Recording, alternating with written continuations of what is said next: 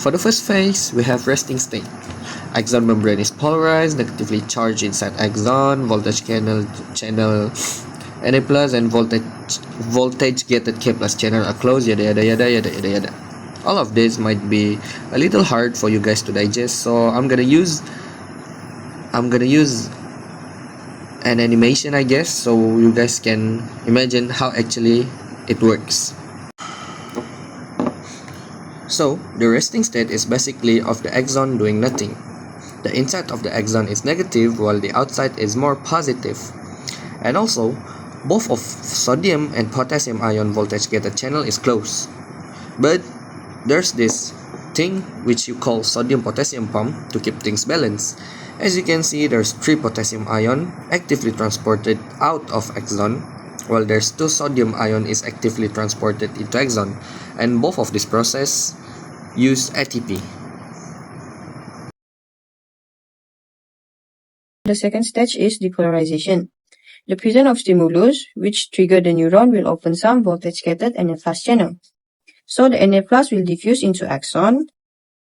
The membrane potential will become slightly depolarized since Na+ ion is positive, so the inside will become less negative.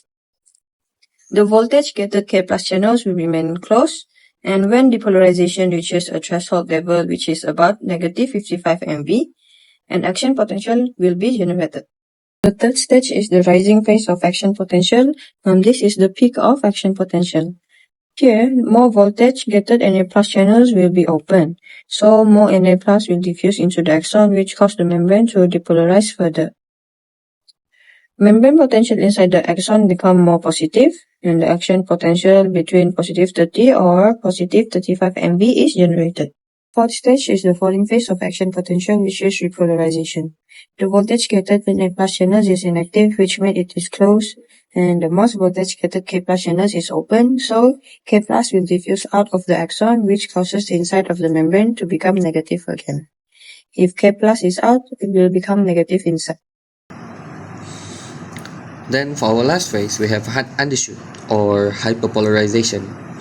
After the action potential spikes up and comes back down, which is during phase 3 and phase 4, the voltage doesn't exactly stop at the resting level, which is negative 70 millivolt. It went lower than the resting potential for a short amount of time. This happened because voltage-gated K+ channel closed slowly, and it caused excess K+ to diffuse out from the axon, causing the inside of the axon membrane to become more negative than the resting potential. Then, sodium potassium pump and passive ion channel will work as usual, so it can help to restore the resting potential once again.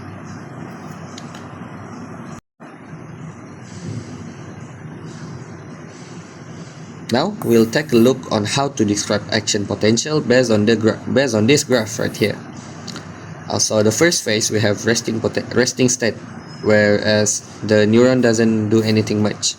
Moving on to the second phase, which is depolarization.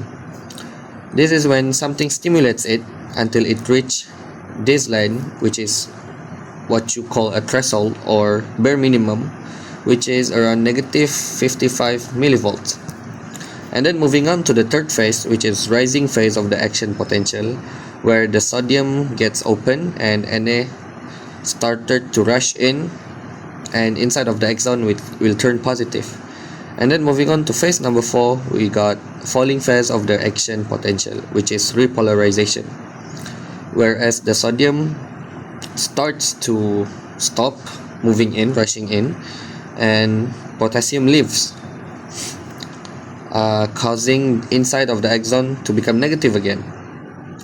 And then after this phase, we have phase number 5, which is undershoot or hyperpolarization, which is the part where the graph becomes lower than the resting potential. But don't worry, sodium potassium pump and passive ion transport will help it to reach resting potential once again. Then it's become a cycle. I hope you understand. Thank you.